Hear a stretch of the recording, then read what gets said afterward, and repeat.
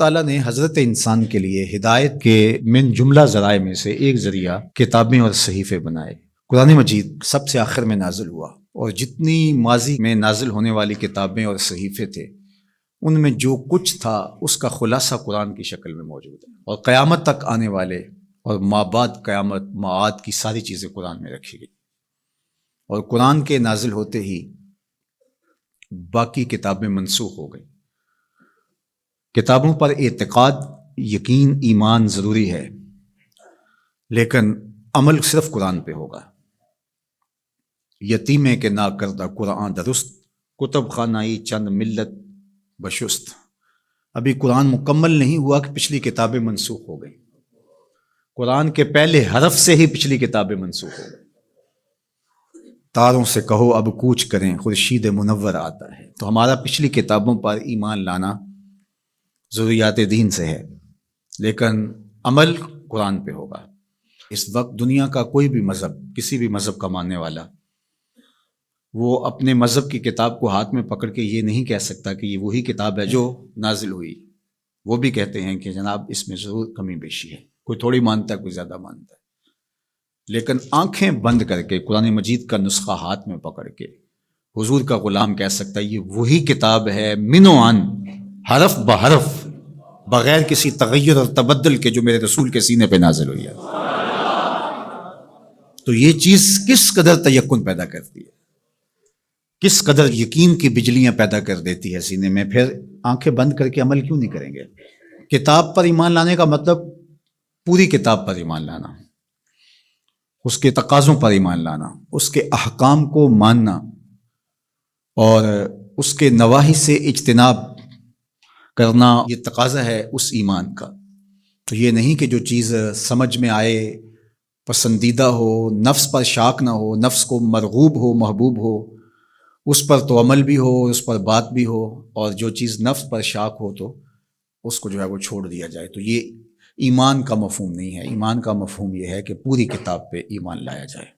اور جبریل امین حضور کے قلب اطہر پر القاء کیا ہے قرآن کو، حضور کی زبان پہ نہیں اترا، حضور کے دل پہ اترا ہے۔ بلکہ جب حضور کے قلب اطہر پر قرآن اترتا تو آقا کریم جلدی جلدی اس کو زبان پہ لاتے، تو آواز آئی لا تحرک بہ لسانک لتعجل بہ۔ اللہ اکبر، محبوب جلدی نہ کیجئے، جس رب نے قلب میں اتارا ہے وہ زبان پر بھی لے آئے گا۔ تو وہ حرف و صوت سے مرکب نہیں تھا، وہ ایک کیا اس کے لیے لفظ کہیں، چونکہ یہاں لفظ بھی دم توڑتے ہیں، یہاں حرف بھی سوختہ پا ہیں، یہاں تخیل کا مرغ عقل بھی تھک کے گر جاتا ہے۔ وہ جانے اور وہ جانے کیسے دیا ملائے اعلیٰ میں۔